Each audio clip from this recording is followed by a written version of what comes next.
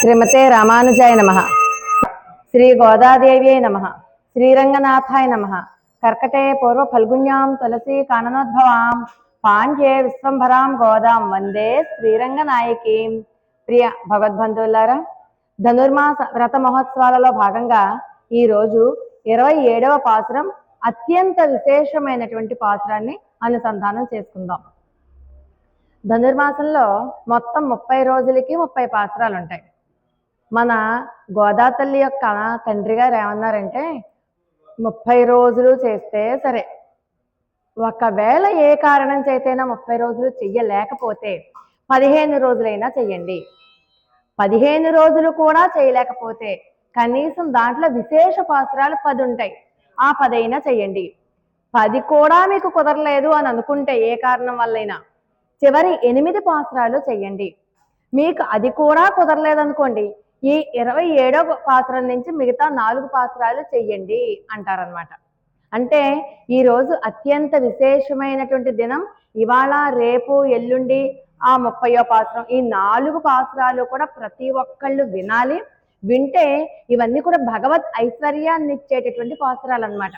ఎవరైతే ఈ పాసురాలు వింటారో వాళ్ళకి ఖచ్చితంగా భగవదైశ్వర్యం, భగవంతుడే వస్తున్నప్పుడు ఆయనతో పాటు సమస్త ఐశ్వర్యాలు ఉంటాయి, దరిద్రాలన్నీ పోతాయి, ఎటువంటి లోటు ఉండదు అని చెప్పి సాక్షాత్తు భట్టర్ వారే చెప్తారనమాట.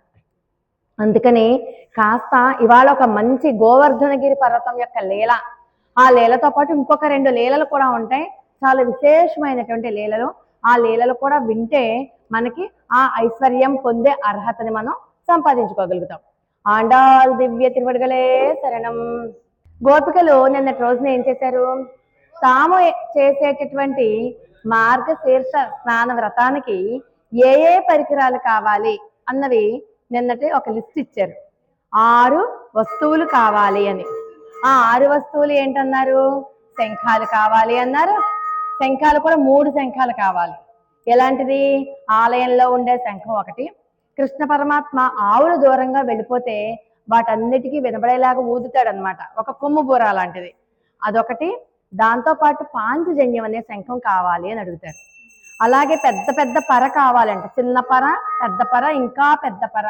3 రకాలైనటువంటి తప్పెట్లు, మనం తప్పెట్లు అని చెప్పుకున్నాం కదా, అవి కావాలి. అంటే త్రివిక్రమ అవతారం చెప్పుకున్నాం కదా, ఇంతింతే వటుడింతయే మరియు దానింతే అని చెప్పి వామనమూర్తి చరిత్ర. ఆ వామనమూర్తి చరిత్ర ఆ జయకరంగా ఉండడం కోసం అది అప్పుడొకటి వామనమూర్తి చరిత్ర అందరికీ తెలియాలి, అక్కడ సాధించిన విజయం కోసం అని చెప్పి ఒకసారి తప్పెట్లు వాయించారు.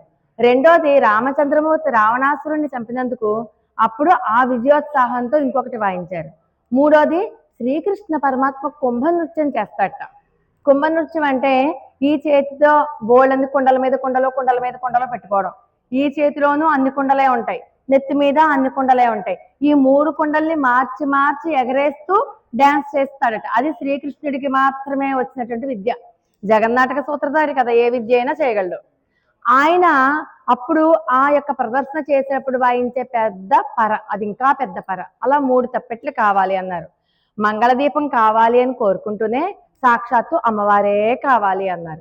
అలాగే చాందిని జెండా, జెండా అంటే గరుత్మంతుడు అని చెప్పుకున్నాం, గరుడాళ్వారు, ఆ గరుత్మంతుడిని కోరారు.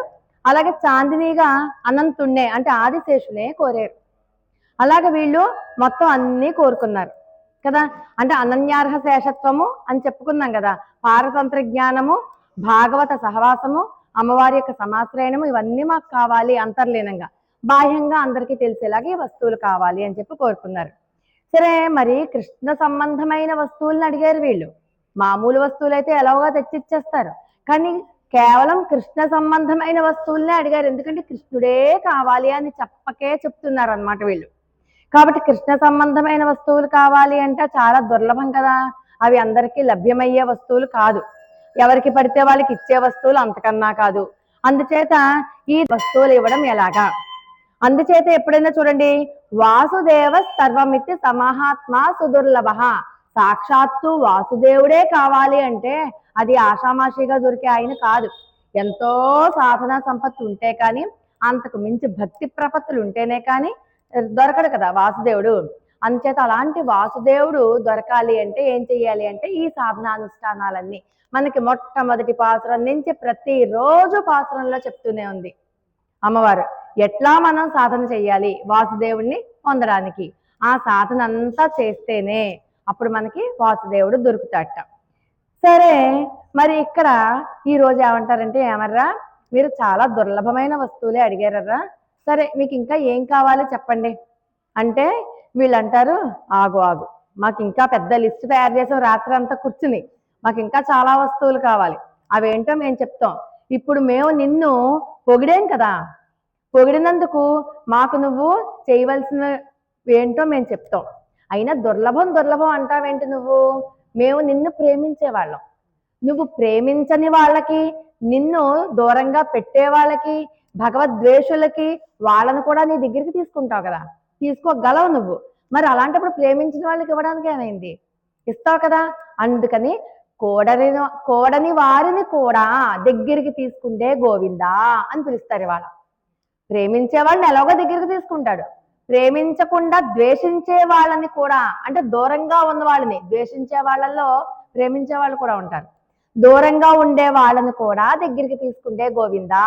అందుకే కోడారే వెల్లుం తీర్ గోవిందా అని ఈ పాసురానికి పేరు అన్నమాట. ఒక్కసారి పాసురాన్ని అనుసంధానం చేసుకుని అసలు కోడని వారు ఏంటి, ఈ రోజు ప్రత్యేకంగా ఒక ప్రసాదం తయారు చెయ్యడానికి కారణం ఏంటి, ఆ విషయాలన్నీ మనం తెలుసుకుందాం. ఆండాళ్ దివ్య తిరువడిగలే శరణం. కూడారే వెల్లుం తీర్ గోవిందా உந்தன்னை பாடிப்பறை கொண்டியாம் பெருசம்மானம் நாடு புகழும் பரிசினால் நன்றாக சோடகமே தோல் வலியே தோடே செவிப்பூவே பாடகமே என்ற நெய்ய பலகலனும் யாமணியோம் ஆடி இடிப்போம் அதன் பின்னே பால் சோறு மோடனை பெய்து முழங்கே விழுவாரா கூடி இருந்து குளிர்ந்தே லோரெம்பாவாய் ஆண்டாள் தள்ளி திவ்ய திருவடிகளே శరణం. సరే, కోడారే వెళ్ళం తీర్ గోవిందా, కోడని వాళ్ళని కూడా నువ్వు దగ్గరికి తీసుకుంటావు కదా గోవిందా అంటున్నారు. కోడని వాళ్ళు ఎవరు, భగవద్వేషులు.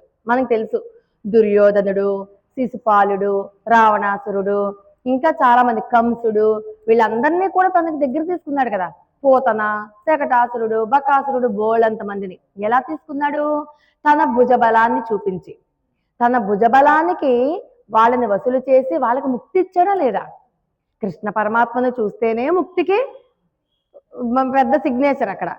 ఇంకా కృష్ణ పరమాత్మ చేతిలో ప్రాణాలు పోయాయి అంటే వాళ్ళకి ఎంత ఉన్నతమైన స్థితి కలుగుతుంది.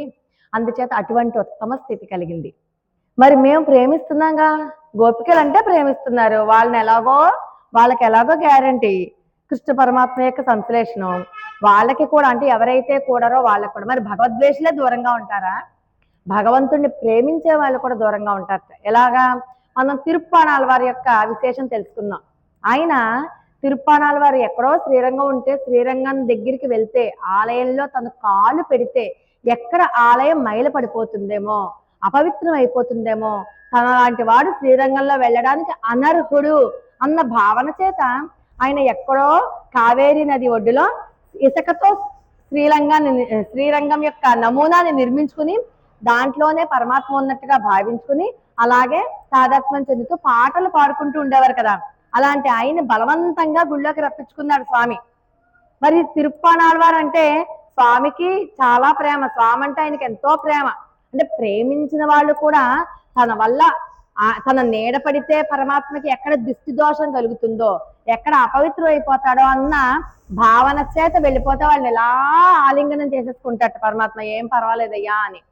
అంటే అనుకూలురులో కూడా దూరంగా ఉండే వాళ్ళు ఉంటారు, ప్రతికూలురు ఎలాగో దూరంగా ఉంటారు, అనుకూలంగా ఉన్న వాళ్ళు కూడా దూరంగా ఉంటారు. అలాంటి కూడని వాళ్ళని కూడా నువ్వు దగ్గరికి తీసుకుంటే గోవిందా అని చెప్పి పిలుస్తారు. అంటే మనం పరమాత్మ యొక్క సంశ్లేషణం కాంక్షించే వాళ్ళందరూ కూడా మనకి ఎదురుగుండగా కనబడుతున్నటువంటి ఆర్చామూర్తిలో ఆ దివ్యమైనటువంటి ఆ స్వామి యొక్క ఆ పవర్ను చూడగలగాలి. మనం ఏమనుకుంటామంటే ఎంతసేపు కాశీ వెళ్తేనో, రామేశ్వరం వెళ్తేనో, శ్రీరంగం వెళ్తేనో, శ్రీవిల్లిపుత్తూరు, అక్కడ అందరికీ వెళ్తాం, కానీ ఊళ్ళో ఉన్న దేవాలయానికి వెళ్ళి మనం పరమాత్మని దర్శించుకోవడానికి ఇష్టపడం. అంటే ఒక అపనమ్మకం అన్నమాట. ఇంతకు ముందు మనకి గోదాదేవి చెప్పింది, ఎక్కడైనా సరే కరెంటు ఒక్కలాగే షాక్ కొడుతుంది. మన గుళ్ళో కరెంట్ ఒకలాగా, శ్రీరంగంలో కరెంట్ ఒకలాగా షాక్ కొట్టదు. ఎక్కడైనా పవర్, అది జ్యోతి స్వరూపుడు ఆయన. అంటే మనం ఏమనుకుంటాం అంటే ఆ పుణ్యక్షేత్రాలలో ఉన్న దేవుడే పవర్ఫుల్, మన గ్రామంలో మన కోసం పాప ఆయన వచ్చి ఇక్కడ మన చేత అనుగ్రహించడానికి వచ్చిన ఆయన్ని చూస్తే మనకు కొంచెం ఏంటో అపనమ్మకం, పైకి మాత్రం భక్తి ఉన్నట్టుగా అనుకుంటాం, కానీ ఒక చిన్న అపనమ్మకం ఉంటుంది. అవునా కదా? నిజంగా చెప్పండి.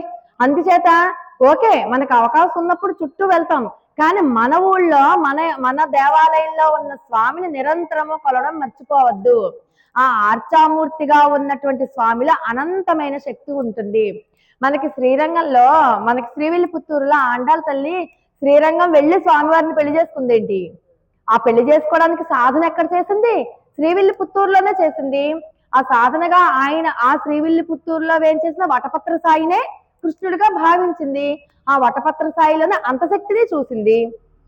అంటే ఆర్చామూర్తిగా ఉన్న దాంట్లో ఒక శక్తి, పర వ్యూహ విభవ అవతారాల్లో ఉన్న శక్తి వేరు, అంతర్యామిగా ఉన్నది వేరేవాడు అని అనుకోవద్దు.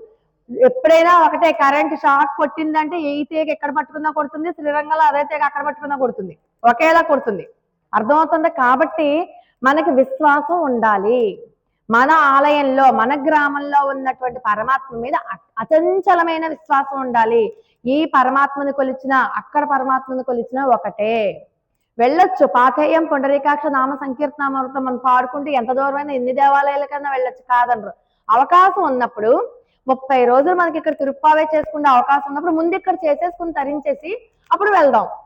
అవకాశం ఉన్నప్పుడు ఉపయోగించుకోవాలి, అది చెప్తున్నారు అనమాట మనకి. అంటే ఇలాగా స్వామివారి యొక్క కళ్యాణ గుణ సంకీర్తనాదులు అనుభవించడమే వ్రతం అంటే. వ్రతం అంటే ఇప్పుడు మనం అలాగా హాయిగా చేసుకున్నాం 30 రోజుల వాళ్ళు 27వ రోజుకి వచ్చేసాం. 27 రోజుల పాటు మనం చక్కగా వ్రతం చేసుకున్నామా లేదా? ఈ వ్రతంలో ఈ రోజు ఒక అత్యద్భుతమైన నామాన్ని చెప్తుంది అమ్మవారు. ఎట్లాగా? కోడారే వెల్లుం సీర్ గోవిందా. ఇన్నాళ్ళు గోవిందనామ స్మరణ అనలేదే, ఇవాళే అంటుంది అమ్మ. ఈ రోజు నుంచి మొదలుకొని గోవిందనామ స్మరణ 3 సార్లు వస్తుంది. ఇన్నాళ్ళు వ్యామోహ రూప, ఆశ్రిత వ్యామోహశీలి, కేశవ, మాధవ, నారాయణ, ఇంకెన్నో రకాల పేర్లు పెట్టి పిలిచేసాం ఆయన్ని. కానీ ఇవాళ కూడని వారిని కూడా నువ్వు దగ్గరికి చేర్చుకుంటే గోవిందా అని నోరారా పిలుస్తుంది అమ్మవారు, ఈ చిన్ని కృష్ణుని అనమాట.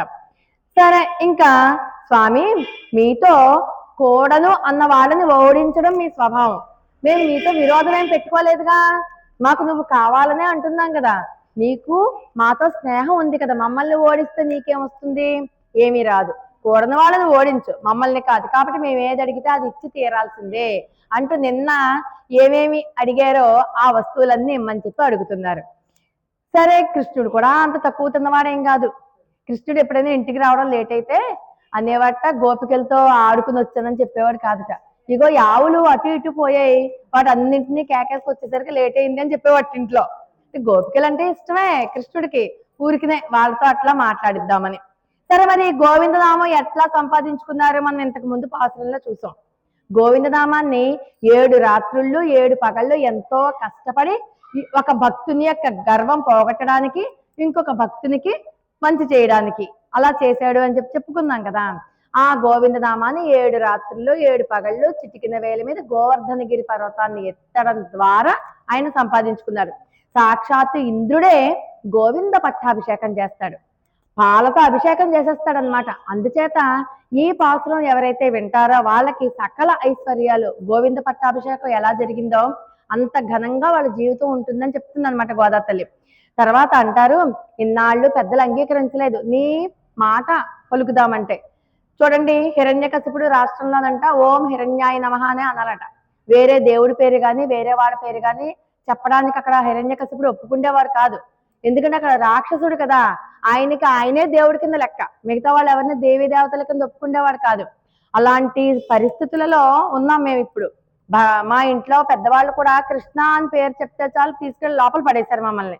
ఇన్నాళ్ళు భయం లోపలే అనుకున్నాం, కానీ ఈ రోజు మేము అందరికీ తెలిసేలాగా నోరారా గట్టిగా ఏ భయం లేకుండా హాయిగా నీ నామ సంకీర్తన చేస్తున్నాం. కాబట్టి అది కూడా మా స్త్రీత్వాభిమానాన్ని పక్కన పెట్టేసి, స్త్రీలు పరపురుషుడి దగ్గరికి వెళ్ళకూడదు, కానీ మేము అటువంటి అభిమానాన్ని కూడా పక్కన పెట్టేసి నీ దగ్గరికి మేము వచ్చి, పైగా కృష్ణ నామాన్ని మేము గట్టిగా కీర్తిస్తున్నాం కాబట్టి నువ్వు మాకు సన్మానం చెయ్యాలి అది చెప్తున్నారు. నిన్నేమో ఒక వస్తువులు కావాలని చెప్పారు, ఇవాళ వీళ్ళకి సన్మానం చేయాలట. కృష్ణ పరమాత్మ సన్మానం చేయాలట. ఎలా చేయాలట? నన్రాగా బాగా చెయ్యాలట. మామూలుగా చేస్తే సరిపోదు, ఏదో సన్మానం అన్నారు కదా అని చెప్పి ఒక సాలువా తెచ్చేసి చేతిలో 2 పళ్ళు పెట్టేసి కప్పేసి వెళ్ళిపోతావేమో. సన్మానం అలా కాదు, ఎలా చేయాలో మేం చెప్తాం. సన్మానం చేయడానికి ఏమేం కావాలి, ఎంత పద్ధతిగా చెయ్యాలి, ఆ లిస్టు ప్రకారం మేము చెప్తాం. అలాగే పరికరాలు తీసుకొచ్చి ఆ రకంగా మాకు సన్మానం చెయ్యి అని. బాగా చెయ్యాలి. బాగా చెయ్యాలంటే ఎలాగా? గోపికలు అడిగారు కదా అని చెప్పి తూతూ మంత్రంగా చేసేయడం కాదు. గోపికలు అడిగారు కదా అని చెప్పి చేస్తే ఏమైంది? బిచ్చం ఇచ్చినట్టు అవుతుంది కదా. అలా కాదుట. శ్రీకృష్ణుడే అయ్యో వీళ్ళు నా కోసం శ్రమపడి ఇంత దూరం వచ్చారు, ఇలా నన్ను కీర్తిస్తున్నారు, నన్నే ప్రేమిస్తున్నారు, నేనే కావాలని కోరుకుంటున్నారు అని, అయ్యో ఇంత అలసిపోయారర్రా, కూర్చోండర్రా అని వీళ్ళనేమో సవరించి పైనుంచి కింద దాకా కూర్చోబెట్టి సన్మానం చేయాలట. అంటే ఆయన ఆనందం కోసం చేస్తున్నట్టు చెయ్యాలట. ఇప్పటిదాకా మనం చేసే పనులన్నీ ఆయన ఆనందం కోసం చేస్తున్నట్టు మనం చేసాం. ఇప్పుడు ఆయనే ఆయన ఆనందం కోసం గోపికలకు సన్మానం చేయాలట. అలా చేస్తేనే బాగా జరిగినట్టు. అది కూడా నువ్వు ఒక్కడే కాదు సుమా, అమ్మవారితో కలిపి చెయ్యాలి. సింగిల్ గా చేయడం కూడా, దంపతులుగా వచ్చి మాకు సన్మానం చెయ్యాలి అంటారు. ఎంత అద్భుతంగా చెప్పారో చూడండి. అది కూడా అట పెరు సన్మానం అన్నారు కదా, మాకు చెయ్యాలి, మేము నారాయణనే నమక్కే, నువ్వే దేవుడు అని చెప్పి వచ్చాము, అందుకని చెప్పి నువ్వు మాకు సన్మానం చెయ్యాలి. సన్మానం చెయ్యాలి అంటమే కాకుండా నాడు పొగడం పరిసనాలు నన్రాగా లోకమంతా పొగిడే రీతిలో సన్మానం చెయ్యాలట. లోకమంతా పొగడాలట. అంటే ఏం అదృష్టం రా వీళ్ళది, గోపికలు ఎంత అదృష్టవంతులరా, ఏంటి కృష్ణుడితో సన్మానం చేయించుకుంటున్నారా, ఆహా ఎంత భాగ్యం. మనకి చూడండి, ప్రైమ్ మినిస్టర్ తోటి అవార్డు ఏమైనా తీసుకుందాం అనుకోండి, అయ్య బాబా ఎంత అదృష్టం, ప్రైమ్ మినిస్టర్ తో, సాధారణమైన ప్రైమ్ మినిస్టర్ తో మనం అవార్డు తీసుకుంటేనే పొగుడుతామే, మరి సాక్షాత్తు అఖిలాండ కోటి బ్రహ్మాండ నాయకుడు అయినటువంటి వాసుదేవునితోనే సన్మానం చేయించుకుంటే లోకం అంతా పొగడదా, అసూయ చెందాలట. అనుకూలురు ఏమనుకోవాలట, ఆహా మనం కూడా అలా సన్మానం చేయించుకోవాలి అంటే ఏం చేయాలి? కృష్ణనామ సంకీర్తన చేయాలి, కృష్ణుడిని ప్రేమించాలి, కృష్ణుడే లోకంగా జీవించాలి అనుకుని వాళ్ళు కూడా సన్మానం చేయించుకోవడానికి ఏమేం చేయాలో చేస్తారు. మరి ప్రతికూలురు, ఆహా ఇన్నాళ్ళు అయ్యయ్యో ఇంట్లోనే మనం మంచిదాన్ని పెట్టుకుని ఎక్కడెక్కడో తిరిగాం, మనం ఇన్నాళ్ళు ఆయన ద్వేషించాం, ఇప్పుడు చూడు ఆయనే సాక్షాత్తు వీళ్ళందరికీ గోపికలందరికీ చేస్తున్నారు, కాబట్టి మన మనసు మార్చుకుని మనం కూడా మంచి నడవడిలోకి వెళ్ళాలి. మనం ఈ క్షణం నుంచే మన అవరోధాలన్నీ పోగొట్టుకుని చెడ్డవారు అన్న పేరు తీసేసి మంచి వాళ్ళగా ముద్రించుకోవాలని విరోధులు సైతం వాళ్ళ మనసు మార్చుకుని కృష్ణ పరమాత్మని సేవిస్తారట. అలాగ లోకమంతా పొగిడేలాగా, అనుకూలురు ప్రతికూలురు మారిపోయేలాగా లోకమంతా పొగిడేలాగా వీళ్ళకి సన్మానం బాగా జరగాలి.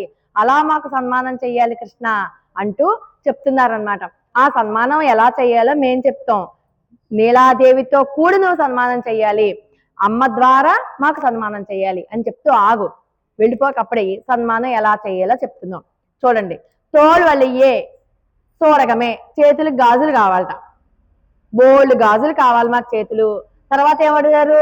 తోలు వలియే, ఇక్కడ పెట్టుకుంటాం కదా భుజకీర్తులు, మీరు అరవంకీలు అనుకోండి, ఇప్పుడు రకరకాల మోడల్స్ వచ్చాయి కదా, అవన్నీ కావాలి. వాటితో పాటు ఇవి చెవులకు పెట్టుకుంటే కమ్మలు కావాలి. ఆ పైన ఇప్పుడు స్టైల్ గా ఫ్యాషన్ గా ఇక్కడ కుట్టించేసుకుంటున్నారు కదా చెవులకి, అవన్నీ కావాలి. అలాగే పాదాలు కడియాలని, పట్టీలని, రకరకాల మోడల్స్ వచ్చాయి కదా ఇంత వెడల్పుగా, అలాంటి పట్టీలన్నీ కావాలి. ఇవే కాదు, మేము ఏమన్నా మర్చిపోతామేమో 1-2 ఆభరణాలు, వడ్డానము, ఇంకా చాలా మర్చిపోతాం మేము. ఏవేవి అయితే ఆభరణాలుగా పెట్టుకోవడానికి వీలుంటాయో అవన్నీ మాకు కావాలి అంటారు వీళ్ళు పైకి. అసలు ఇప్పుడు మళ్ళీ చూద్దాం. చూడకమే హస్తాభరణం గాజులు కావాలన్నారు కదా. మరి మనం ఈ మార్గశీర్ష స్నాన వ్రతం చేస్తున్నాం కదా, వ్రతం చేసేటప్పుడు మనకి ఆచార్యులు గారి చేతికి ఒక కంకణం కడతారు కదా. వ్రతం చేస్తున్నప్పుడు మనకి తోరం ఏదో అంటాం కదా, అంటే మనం ఈ వ్రతం చేస్తున్నాం అని చెప్పి పూనికి తీసుకున్నట్టు తోరం కావాలి, అవునా. తర్వాత అది చెప్తూనే హస్తాభరణం, చేతులకు వేసుకుంటే గాజుల కింద పెళ్లి కూతురు పెళ్లి కొడుకు కూర్చున్నారు అనుకోండి, వాళ్ళకి మొట్టమొదట ఈ చేతిలో చేయేసి కరస్పర్శ చేయడం ద్వారా పాణిగ్రహణం చేయిస్తారు. మొట్టమొదట అదే వాళ్ళు ముట్టుకోవడం. ఇప్పుడు ఏంటంటే ప్రీ షూట్లు, ప్రీ వెడ్డింగ్లు, ప్రీ శోభనాలు కూడా అయిపోతున్నాయి, చెప్పకూడదు కానీ అలాగా అన్ని ప్రీ షూట్లు. ఇదివరకు ఉన్న పెళ్లిళ్ళ సంగతి చెప్తున్నాను, ఇప్పుడు పెళ్లిళ్ళ సంగతి చెప్పట్లేదు. ఇదివరకు అసలు మొహాలు చూసుకుండే వాళ్ళే కాదు, చూసుకోవాలన్నా సిగ్గుతో చూసుకుంటున్నారు. ఇప్పుడు అన్ని అయిపోయాక పెళ్లి చేసుకుంటున్నారు. దానికి దీనికి చాలా తేడా ఉంది. ఆ హస్తాభరణం కావాలి మాకు, అలా పెళ్లి కావాలి. తర్వాత ఏం కావాలట వీళ్ళకి? భుజాలు ధరించే ఆభరణాలు. అంటే పెళ్లి కొడుకు పెళ్లి కూతురు పక్క పక్కన కూర్చుంటారు కదా, పక్క పక్కన కూర్చున్నప్పుడు ఒకళ్ళ భుజాలు ఒకళ్ళు రాసుకుంటే అదో రకమైన సిగ్గుతో కూడినటువంటి ఒక సిగ్గరితనం వస్తుంది. చాలా అందంగా ఉంటుంది మొహం, అవునా కదా? అంతేకాకుండా పక్కన కూర్చుని ఎప్పుడెప్పుడు పక్కన కూర్చుందామా అని చెప్పి చూసి తీరా పక్కన కూర్చున్నా గుసగుసగుస మాట్లాడుకుంటారు చెవిలో. ఏం మాట్లాడుకుంటారో తెలుసు కదా, అది చూడడానికి మనందరికీ సరదాగా ఉంటుంది. మన కళ్ళు ఇంకా అక్కడే ఉంటాయి. పెళ్లి కొడుకు పెళ్లి కూతురు ఏం మాట్లాడుకుంటున్నారు, చెవిలో ఏం మాట్లాడుకుంటున్నారు, ఏం చేస్తారు, మనకి అదో సరదా.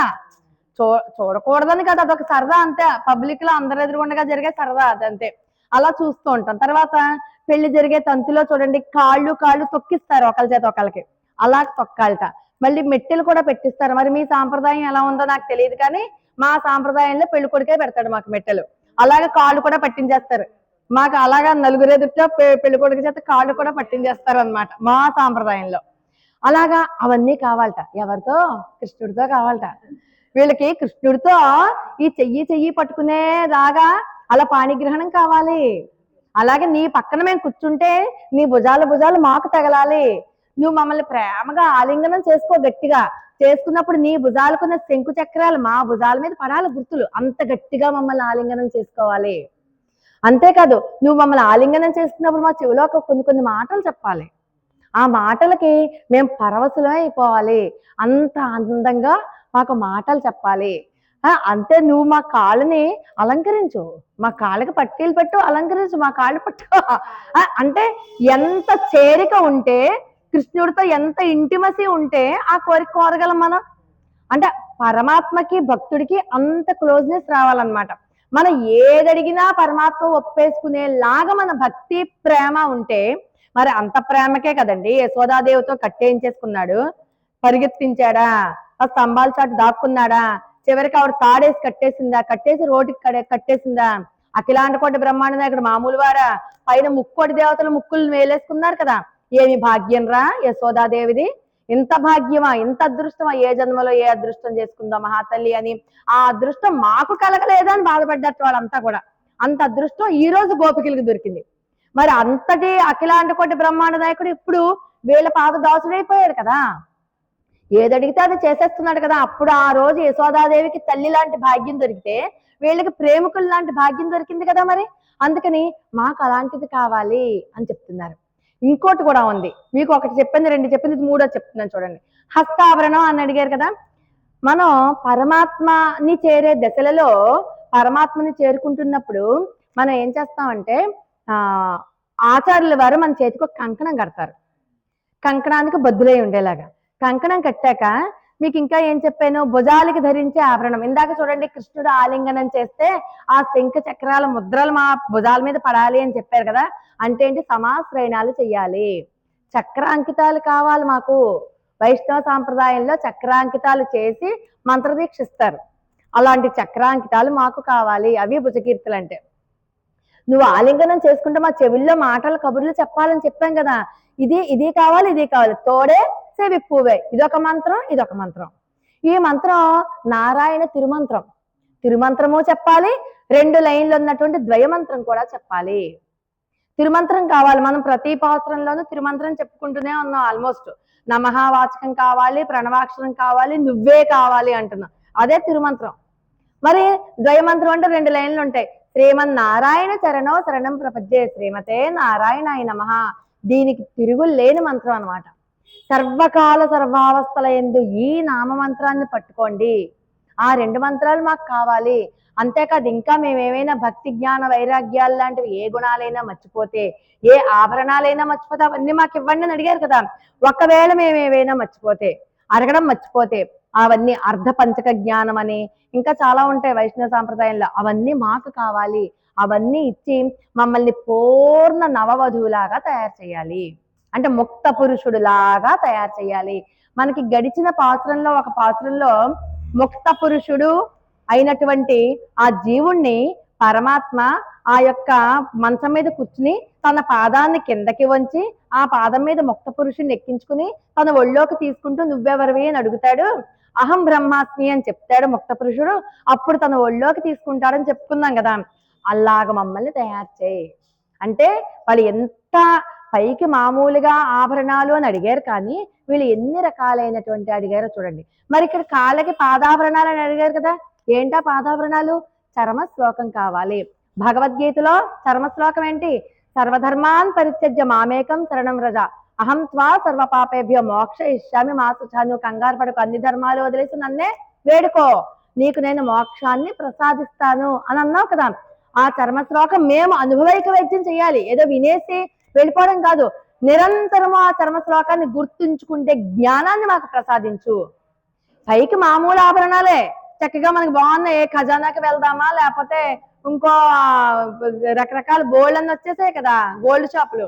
ఆ ఏ గోల్డ్ షాప్కి వెళ్ళినా గోల్డ్ అన్న ఆభరణాలు ఉంటున్నాయి, అలా పైకి ఆభరణాలు. కానీ అంతర్లీనంగా చూడండి, కృష్ణుడితో దగ్గర బాంధవ్యాన్ని కోరుకుంటున్నారు వీళ్ళు. అంత చక్కటి బాంధవ్యం కావాలి. దాంతో మేము ముక్త పురుషుడిగా అవ్వాలి అంటే మాకు ఏమేమి జ్ఞానం కావాలో, ఏ ఏ సంస్కారాలు మేము చేసుకోవాలో ఆ సంస్కారాలన్నీ మాకు ఈ రోజు కావాలి అంటే ఎంతో చక్కగా వీళ్ళు ఆ తోల్వలియే తోడే సెవిప్పూవే పాడగమే అన్ని రకాల ఆభరణాలు. పైగా ఇవన్నీ ఎవరు అలంకరించాలట? కృష్ణుడే అలంకరించాలట. వీళ్ళు వేసేసుకోవడం కాదు, కృష్ణుడే అలంకరించాలట. అవన్నీ కూడా కృష్ణుడు అలంకరించడమే మాత్రమే కాకుండా వీళ్ళు ఇంకా ఏం అడుగుతారంటే, ఆడ ఇడుక్కోం, ఆభరణాలన్నీ వేసేసుకున్నాక మంచి బట్టలు కావాలి కదా. రకరకాల జరియో కంచిపట్టో రకరకాల పట్టులు వచ్చేసాయి, మంచి పట్టు బట్టలు కావాలి. ఆ పట్టు బట్టలు కూడా మాకు వస్త్రాలుగా కావాలి. అంటే ఏంటి? స్త్రీకి వస్త్రమే ఆభరణం, అవునా కదా. మన యొక్క అన్ని రకాల రక్షణ ఇచ్చేది వస్త్రమే. ఎన్ని ఆత్మగుణాలున్నా, ఎన్ని సుగుణాలున్నా నడవడిక లేకపోతే ఎవ్వరూ పనికిరారు. అంటే మనం ఇంకా మంచి భాషలో చెప్పుకోవాలంటే క్యారెక్టర్ అంటాం కదా. ఆ నడవడిక, ఆ వ్యక్తిత్వము స్త్రీకి చాలా ముఖ్యం. కాబట్టి అటువంటి మంచి నడవడికని మాకు కలుగజేయి. చూడండి ఎంత ఉత్కృష్టమైన కోరిక కోరారో. మీకు ఎన్ని సుగుణాలు ఉండనివ్వండి, ఎంత ఐశ్వర్యం ఉండనివ్వండి, నువ్వు ఎంత అందంగా అలంకరించుకో, నీకు కనుక మంచి నడవడిక లేకపోతే నిన్ను ప్రజలందరూ దూరం పెట్టేస్తారు, అవునా. కాబట్టి అటువంటి మంచి నడవడికని మాకు ప్రసాదించు అని ఈరోజు వీళ్ళు అడుగుతున్నారు. వస్త్రం కట్టుకో, వస్త్రాలు కావాలని కోరుకున్నారు కదా. వస్త్రం కట్టుకుంటే ఏంటిది ఇలా కట్టుకున్నావు, సరిగ్గా సరిచేయ అని కృష్ణుడు వచ్చి సరిచేయాలట. కృష్ణుడు ఏంటి ఇలా కట్టుకున్నావు, ఉండు నేను సరిచేస్తాను ఉండు అని కుర్చీలు పెట్టాలట. అలాగే మళ్ళీ ఇలా వెళ్ళి ఉండు నేను సరిచేస్తాను ఉండు అని చెప్పి ఈ కుర్చీలు సరిచేయాలట. ఉండు ముందు జడ సరిగ్గా లేదు నీకు, జుట్టు ఇలా, అంటే కృష్ణుడి వీళ్ళు మొత్తం అంతా చేయించుకోవాలి. అది బట్టలు కట్టించుకోవడం, ఆభరణాలు వేయించుకోవడం మొత్తం అన్ని కృష్ణుడు చేయాలి. అలా చేస్తేనే బాగా జరిగినట్టు. కావాలంటే అమ్మవారు కూడా ఉండాలి పక్కన, అమ్మవారు అందివ్వాలట, కృష్ణుడు చెయ్యాలట. అలా కృష్ణుడు చేస్తేనే మాకు సన్మానం జరిగినట్టు. అటువంటి సన్మానం మాకు కావాలి. ఎందుకు? నీ పేరు మేము ఎలుగెత్తి పాడుతున్నాం, ఏ భయము లేకుండా, ఏ జంకు గొంకు లేకుండా ఆనందంగా ఎంతో ఇష్టంగా ఎంతో ప్రేమగా చేస్తున్నాం. కాబట్టి మాకు నువ్వు ఈరోజు అటువంటి సన్మానం చెయ్యాలి అని చెప్తున్నారు ఈ పాత్రలో. ఆ తర్వాత ఇంకేమంటారు? అదన్ పిన్నే పాల్ సోరు మూడనై పైదు ముళంగే వలివార కూడి ఇరిందు. అంటే అందరూ కలిసి ఆభరణాలు వేసేసుకున్నారు, మంచి బట్టలు కట్టేసుకున్నారు, కృష్ణుడు అలంకారం కూడా చేసేసాడు. ఇంకేం చేయాలి? తినాలి కదా. కలిసి కూర్చుని భోజనం చేయొద్దేంటి, అవునా కదా. కలిసి కూర్చుని భోజనం చేయాలి, అది కూడా నీతో కలిసి. నువ్వు మా పక్కన కూర్చోవాలి, మాకు ఒళ్ళు రాసుకుండేలా అంత దగ్గరగా. అందుకే అందాక మీరు దగ్గరగా కూర్చుంటే దగ్గరగా కూర్చొని ఇవ్వాలంటున్నాను. అదే అంత దగ్గరగా కూర్చుని తినాలట. ఎలా అంటేట, కృష్ణ పరమాత్మ పాపం ఈ గేదెలు, తన తోటి స్నేహితులు ఉంటారు కదా గోపబాలురు, వాళ్ళందరితో కలిసి ఈ దూడల్ని అన్నిటిని ఆవుల్ని తీసుకుని వెళ్ళాట. వెళ్తూ చక్కగా కూర్చుని అందరూ కూడా చెద్దన్నాలు తింటున్నారట. చెద్దన్నాలు తింటూ ఉంటే పైన ఇంద్రుడు బ్రహ్మగారు, ఏంటి వీళ్ళెవరూ కూడా అసలు నా ధ్యాసే పట్టనట్టున్నారు, ఈ పిల్లాడేంటి ఎప్పుడు చూసినా రకరకాల చేష్టలు చేస్తూ ఉంటాడు, అసలు బ్రహ్మగారిని సృష్టి చేసేవాడిని నేను కదా, మరి నన్ను అసలు వీళ్ళు తలుచుకోవట్లేదు, అసలు వీళ్ళకి నా మాయ ఎలా ఉంటుందో చూపిద్దాం అనుకున్నట్ట బ్రహ్మగారు. కృష్ణుడికి తెలియదా ఎవరి మనసులో ఏమనుకుంటున్నారో? కృష్ణుడికి ఏమీ తెలియనట్టుగా అందరూ రౌండ్గా కూర్చుని ఒకళ్ళ చెద్దన్నాలు ఒకళ్ళు తింటున్నారు. మామూలుగా తింటారు కదా, బయటికి వెళ్ళిన వాళ్ళు చక్కగా. కృష్ణుడేమో వాళ్ళ చేతిలో చెద్దన్నం తీసుకుంటున్నాడు, తింటున్నాడు. ఇలా కాదని చెప్పి ఏం చేశాడు?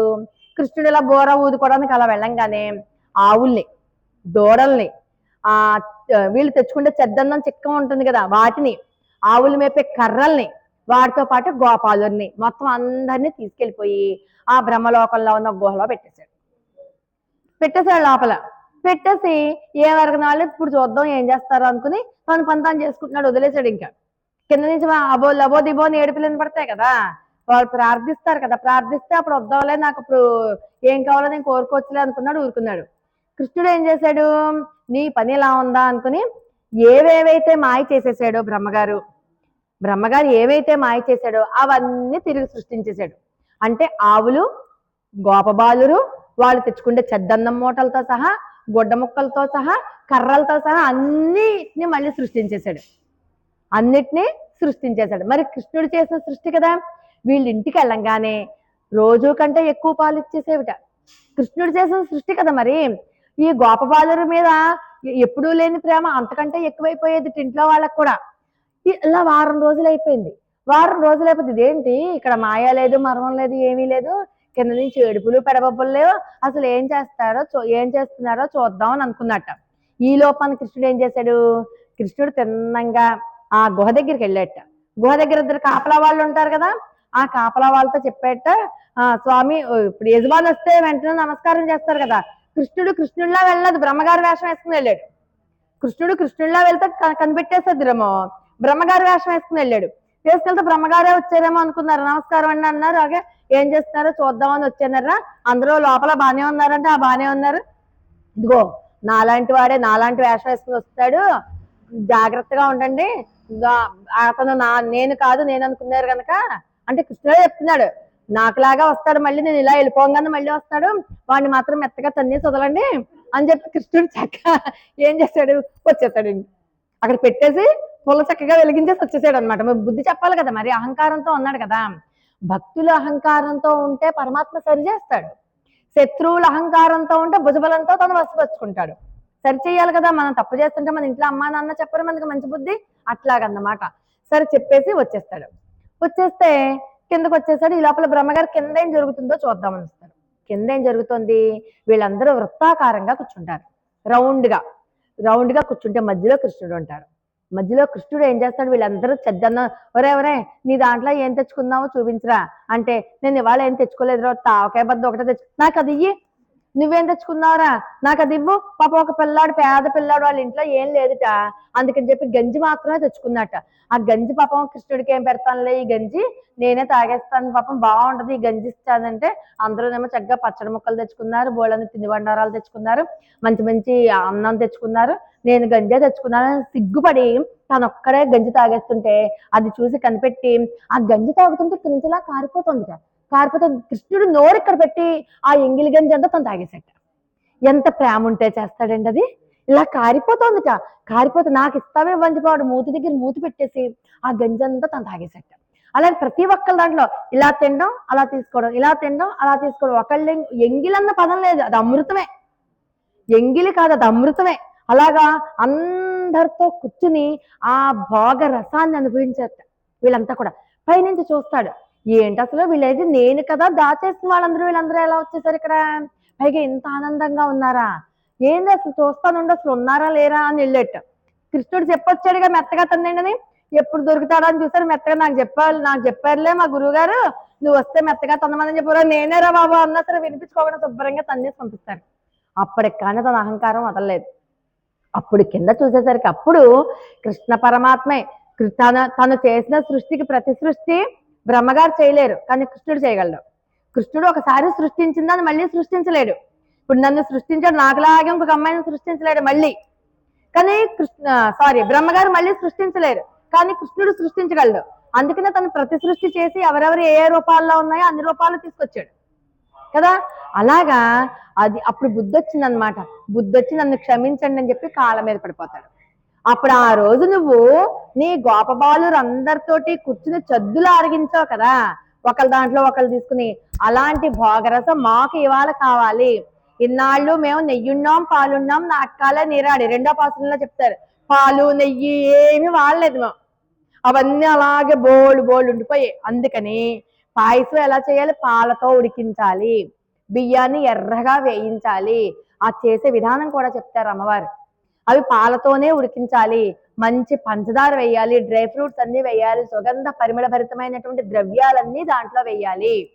నెయ్యి ఇందాక ఎలాగైతే ఆ చద్దిలా కారిపోయింది కదా, గంజిలా కారిపోయిన గంజిలా మోచే ఎంత కారేలాగా నెయ్యి పొయ్యాలి, నిండా నెయ్యి పొయ్యాలి. పాలు అంటే భగవద్గుణాలే, మనం ఎప్పుడూ చెప్పుకుంటూనే ఉన్నాం. పాలు అంటే భగవద్గుణాలే. భగవద్గుణాలు బియ్యములో ఉడికేసరికి, పంచదార బియ్యం పాలు ఉడికేసరికి మీరు మెతుకు ముట్టుకోండి, మెతుకు విడిగా రాదు. ఇదివరకు మనం మామూలుగా మెతుకు విడిగా వస్తుంది. ఎప్పుడైతే పాలల్లోనూ నేతిలోనూ ఇలా ఉడికిపోయిందనుకోండి బియ్యం విడిగా రాదు. జీవుడు ఆ భగవద్గుణానుభవంలో అలాగా వేగాలన్నమాట. అలా అలా విడదీయరాని సంబంధం ఉండాలి. విడదీసినా కూడా పైకి రాదు. ఒకవేళ విడదీసి నాటితే ఎంత తీపిగా ఉంటుంది అంటే భగవత్ ప్రీతి అంతా ఉండాలి. భగవత్ ప్రీతి నెయ్యిలాగా పొంగిపోతూ ఉండాలి. అలాంటి పాయసం నీతో పాటు మేము కలిసి తినాలి అంటారనమాట ఈ పాత్రంలో. కాబట్టి మాకు అలాంటిది కావాలి. చూసారా, ఈ వైభవాన్ని తలుచుకోవాలి మనం అంతా కూడా. ఈ వైభవాన్ని ఈ రోజే ఎందుకు తలుచుకోవాలి? ఈ చద్దులు ఆరగించినటువంటి ఈ వైభవాన్ని తలుచుకుంటే మనకున్న అన్ని రకాల కష్టాలు పోతాయి కాబట్టి. అందుకనే దానికి గుర్తుగా ఈ రోజు కోడారై, ఆ పాసురం పేరు కోడారయ్యే, ప్రసాదం పేరు కూడా కోడారయ్యే. అది చూడండి, గంగాళం గిన్నెలు ఉంటాయి కదా, అటు ఇటు చెవులున్న గంగాళం, ఇదివరకు ఆ గంగాళం గిన్నెల్లో వేసి వాటి పలంగా నైవేద్యం పెట్టి అవి తీసుకొచ్చి అందరికి పంచుతారనమాట. ఆ రోజు ఆ పాయసం అసలు అయితే దేవాలయంలోనే అందరూ కూర్చుని తింటారు. ఇప్పుడు మనందరం బాగా నేర్చుకున్నాం కదా ఇంటికి పట్టుకెళ్ళిపోవడం. అలా చేయకూడదు అసలు. యాక్చువల్ మేమైతే దేవాలయంలో కూర్చుని తినేసేవాళ్ళం. మేము చేసిన గుళ్ళల్లో అయితే అలా రౌండ్గా కూర్చుని ఆ కృష్ణుడి యొక్క ఈ లీలను తలుచుకుంటూ ఆ ప్రసాదాన్ని ఆరగించాలి. అప్పుడు మనకు పరిపూర్ణమైనటువంటి కటాక్షం అనమాట. అలాంటి ప్రసాదం ఈ రోజు తయారు చేస్తారు కాబట్టి కోడారై అని ఆ ప్రసాదానికి పేరు. కాబట్టి మాకు నీతోటి అటువంటి మంచి తీపి పదార్థం కావాలి. అది కూడా అందరితో కలిసి తినాలి. తీపి పదార్థం ఎప్పుడు కూడా మనం వండుకొని మనం ఇంట్లో మెక్కేయడం కాదు. చక్కగా నలుగురికి కొంచెం చూడండి, ఎంతో కదా ఇంత, కొంచెం చూడండి బాగా కుదిరిందో లేదో, ఇవాళ మైసూర్ పాక్ చేశాను కొంచెం చూడండి ఎలా ఉందో, దేవుడికి ఇవాళ పాయసం వండని కొంచెం చూడండి అని అరిసెలు ఇప్పుడు మనం పండగ చేసాం కదా, అరిసెలు చేసుకుంటాం కదా, అరిసెలు చూడండి ఎంత బాగా వచ్చాయో దేవుడికి చేశాను, ప్రతిదీ దేవుడికి చేశాను, నైవేద్యం పెట్టాను, అరిసెలు చూడండి ఎలా ఉన్నాయో. దేవుడికి చేశాను అంటేనే అరిసె బాగా కుదిరిపోతుంది, ఇంకా చూసుకోకల ఢోకా ఉండదు ఇంకా. అందుకనే ప్రతిదీ దేవుడికి చేశానంటే దేవుడే చూసేసుకుంటాడు, మిగతా వంట అంతా మనం ఏం చూసుకోకర్లా. అలాగా చేస్తే మధుర పదార్థం నలుగురితో కలిపి తింటే ఆనందం ఎక్కువ అవుతుంది. కాబట్టి మాకు అటువంటి పాయసం కావాలి అని అడుగుతున్నారు. ఇందాక మీకు చెప్పాను కదా, ఈ మంత్రాలు ఇవన్నీ కావాలి, మమ్మల్ని ముక్త పురుషునిగా తయారు చెయ్యాలి అని. ఇక్కడ చూడండి, మనకి వైతరిణి నది అని చెప్తాం. అక్కడ ఆ వైకుంఠం దగ్గర విరజా నది అని ఉంటుంది. ఆ విరజా నదిలో ముక్త పురుషుడు విరజా నదిలో స్నానం చేసి, మన జీవుడు మనకి నిజంగా పరమాత్మ యొక్క వాల్లభ్యం, పరమాత్మ యొక్క ఆశ్రయం కలగాలి అంటే ఈ జీవుడు వెళ్ళిపోయాక దేహంలోంచి విరజా నదిలో స్నానం చేస్తాట. విరజా నదిలో స్నానం చేసి బయటికి వచ్చిన వాళ్ళని ఆ యొక్క పరమాత్మ దగ్గర ఉన్నటువంటి దివ్య పురుషులు ఉంటారు కదా, దేవతలు, వాళ్ళు వచ్చిట మనకి మంచి పట్టుబట్టలు అలంకారాలు అవన్నీ తీసుకొచ్చి మనల్ని అలంకరిస్తారు. విరజా నదిలోంచి బయటికి రాగానే వాళ్ళే వచ్చి అలంకరిస్తారట. అలంకరించి ఆ జీవుణ్ణి తీసుకెళ్ళిపోయి స్నానం చేయగానే వైకుంఠనాథుడి సాన్నిధ్యాన్ని తీసుకెళ్ళిపోతే వైకుంఠనాథుడే ఆయనలోకి తీసేసుకుంటారట. అంటే అటువంటి కటాక్షం కావాలని అడుగుతున్నారు. ఈ పాత్రం ద్వారా మనకి ఏమర్థమైంది? అటువంటి బ్రహ్మానందం కావాలి, బ్రహ్మానందానుభూతి మాకు కావాలి. ఈ ముక్త పురుషుడు జీవుడు వెళ్ళిపోయాక అంటే ఇంకో జన్మొద్దని, మాకు ఇంకో జన్మొద్దు, ఈ జన్మలోనే మాకు నీ సాన్నిధ్యానికి వచ్చేయాలి, చక్కగా మేము ఆ విరజా నదిలో స్నానం చేసి మా చేత మమ్మల్ని ఆ బ్రహ్మాలంకారం మాకు అలంకరించు, మమ్మల్ని నీతో పాటు తీసుకుపో. అది అంతరార్థంగా వీళ్ళు అడుగుతున్నది. పైకి పాయసమే, పైకి ఆభరణాలే ఊళ్ళో వాళ్ళందరి కోసం. వీళ్ళకి కావాల్సింది ఏంటంటే ఇదనమాట. ఈ రకంగా మాకు ఇంత అనుభవం కావాలి, ఇంత నీతో పాటు ఇంత సంశ్లేషణ కావాలి. ఇప్పుడే కాదు, ఎక్కడెక్కడ ఉన్నా సరే, మేము ఎక్కడ ఉంటాం మాకు అనవసరం, అక్కడ మాత్రం నువ్వు ఉండాలి, నీతో పాటే మేము తిరగాలి, అలాంటిది మాకు కావాలి అని ఈ రోజు ఈ పాసురాన్ని చెప్పుకుంటున్నాం అనమాట. కాబట్టి అందరము కూడా శ్రీకృష్ణ గుణానుభవ వైభవంలో వాళ్ళాడుతూ చక్కగా ఇవాళ సద్దుల రూపంలో ఉన్నటువంటి పాయసాన్ని నైవేద్యంగా పెట్టి ఆ పాయసాన్ని మన అందరము తీసుకుందాం. ఆండాల్ తల్లి దివ్య తిరువడిగలే శరణం.